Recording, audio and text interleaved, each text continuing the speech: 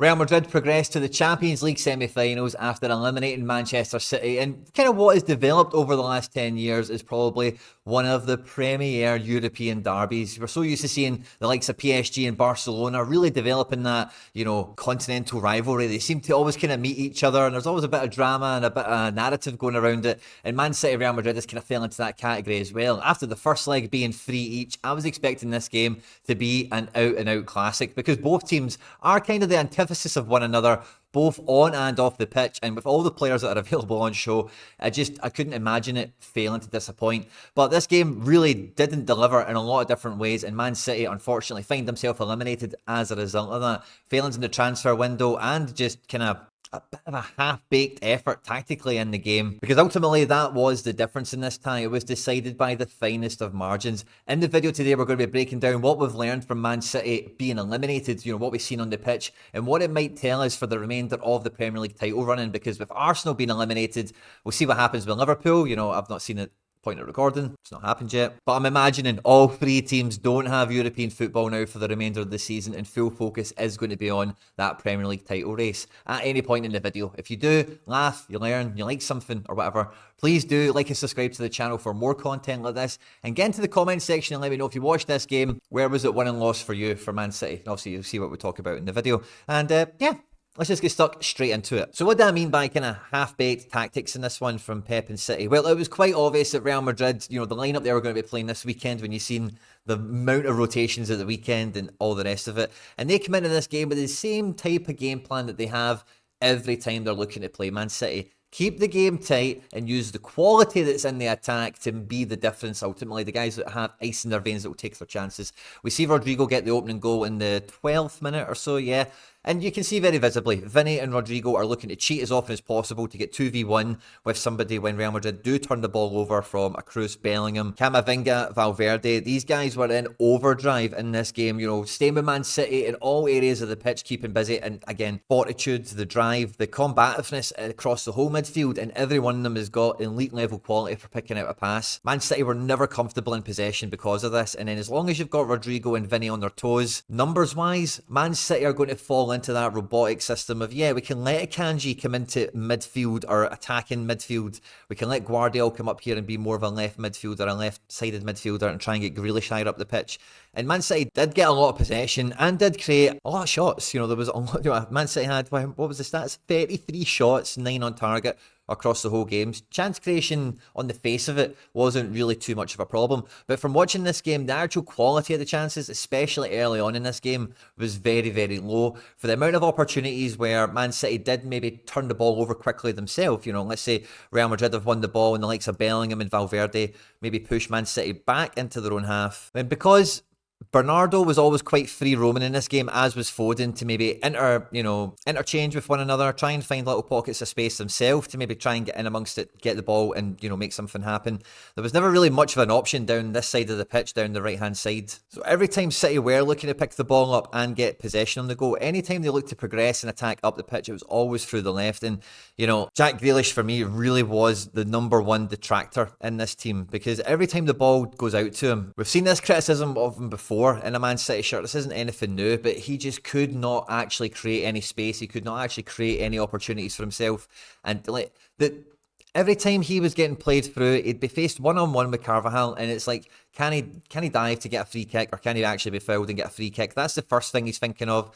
Then the next thing is there a free pass? Like, is there a pass I can play uncontested inside to somebody else? That's the only sort of pass he's actually interested in making. He's not ever interested in trying to maybe take the fullback for a run and beat him on the pace, try and take him inside with a bit of trickery or something like that, and then deliver a ball from a better position. And it's just incredibly frustrating to watch. Now, as the game went on, Guardiola got a little bit higher up the pitch and got a bit more confidence in the game. And we've seen over the last 2 matches, he starts to get himself at the edge of the box when Man City get comfortable enough in a game. And that's all well and good. But when you've got the likes of Foden and De Bruyne wanting to play on the front foot, and they're zipping the ball out to the left-hand side here, and then it's a case of everyone is then going to get man marked up. Real Madrid have always got the ability to just go in and fill those gaps, because Grealish is going to take 1, 2, 3, 4 touches, see that the guy isn't going to go invisible and disappear, so he's going to have to then play back to Guardiola or back to Rodri more often than not, and then they are going to have to try and do something from this position.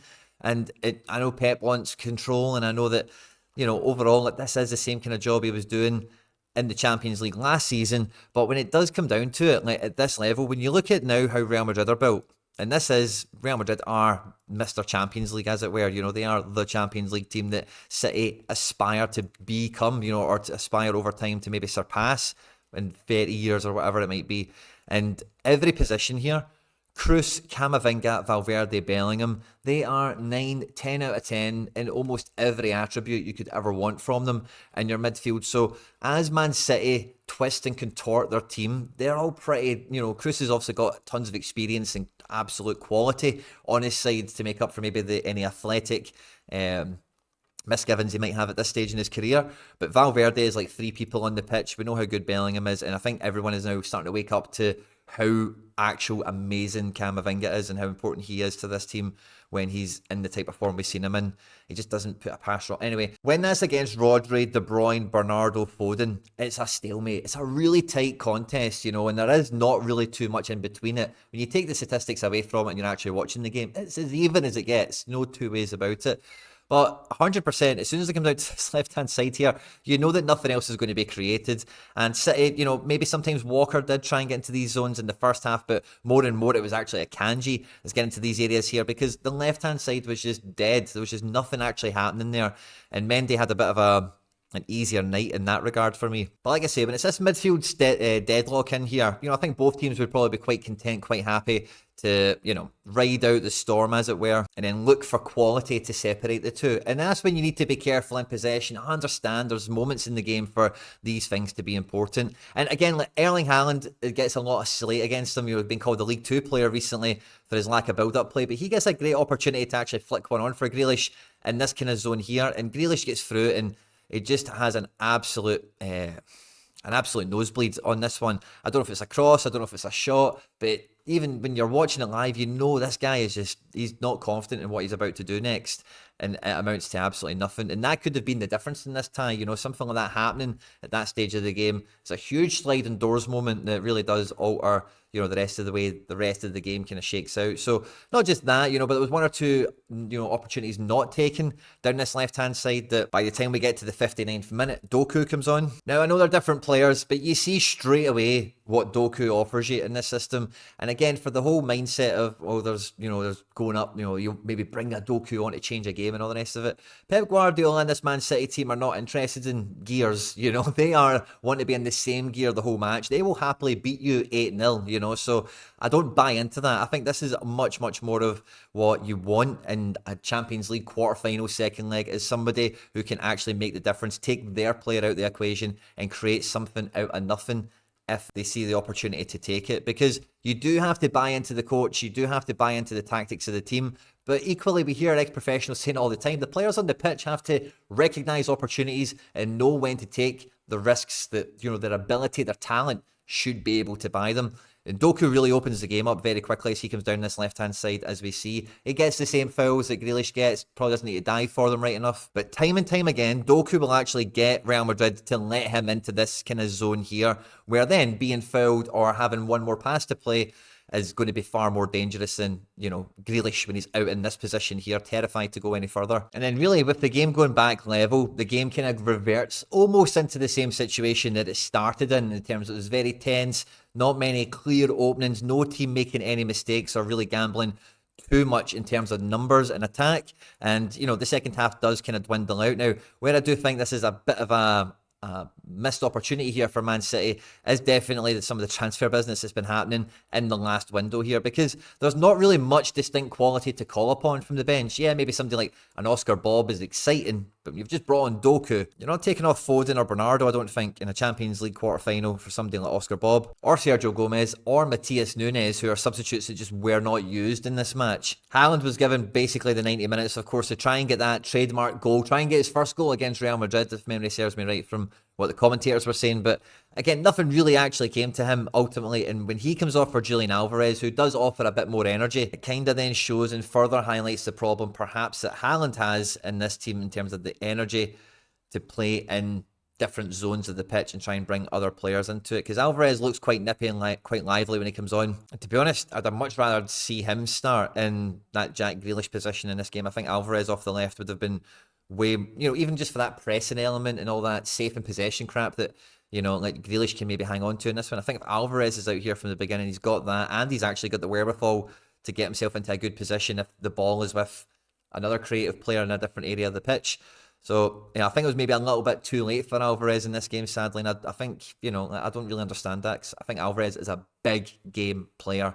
No two ways about it. But the second half of extra time is where I think the decisions in the transfer market for Man City really do show themselves. Sadly, Kevin De Bruyne cannot continue any further, and this feels like one of those tragic Champions League omens that City have dealt with year after year when it's no De Bruyne, no party. He comes off for Kovacic, and Akanji leaves the pitch for Stones, who I think maybe some people might have thought could have started this game. Because fair enough, Akanji can't continue anymore, and he's had actually a pretty good shift. But De Bruyne for Kovacic is a huge level down, because the second half of extra time, Real Madrid go to a back five. Their quality of substitutions aren't particularly amazing, but the likes of Lucas, Brahim Diaz, even Nacho, who started this game, and Lunin, who's the second choice goalkeeper, they have that real, again, it's almost that kind of antithesis of one another. Like Real Madrid have, some magic in the shirts, especially in the Champions League, of course, we've seen that time and again. But when they go to a back five and then they're playing kind of Bellingham, false nine, Brahim Diaz available at counter-attack, but Valverde, Camavinga, Modric, these guys are just, doing their job in midfield, being busy, being a problem. And then if they were getting the ball, trying to not just give it nowhere, they want to go and actually try and win the game as well. But with the amount of territory, the amount of possession, the amount of shots, everything that City had in this game, they should be able to have more than just like Doku on the bench and Alvarez to call upon to change a game like this, because Real Madrid were there for the taking. They were kind of, holding on for penalties towards the end and kind of camping in here. And, sitters, opportunities missed from De Bruyne, from all sort. Everyone had an opportunity to score that just wasn't quite taken in this one, sadly. Foden's fresh air one that he kind of hit, for me, I thought, oh, that was a goal. That should have went in there. It's just something's maybe just taking his eye off the ball a little bit too early, because it looks like he's shaped up perfectly to finish it. But, Man City had the chances, didn't quite take them. Like I mentioned, it is the finest of margins. But even then, when you find yourself in this really difficult situation here, it's just huffing and puffing and going nowhere, because this Pep ball, Man City, tiki-taka and all the rest of it that he's been doing his whole career, requires elite players to make it not boring, to make it not, just sideways passing and death by 1,000 paper cuts, because other managers do try and copy what Pep does. They're disciples of his church in that regard. But the reason that they don't all turn into Man City is because, as we all know, they don't have the players that Man City have, because the players are what make the difference in the tactics from being just, it's the tactics that do all the work on the pitch, because we know that's not the case. It's the players on top of that, whereas Real Madrid is a little bit the opposite, where it's like, we're going to set up 4-2-3-1, 4-3-3, 4 diamond 2, whatever they're going to do.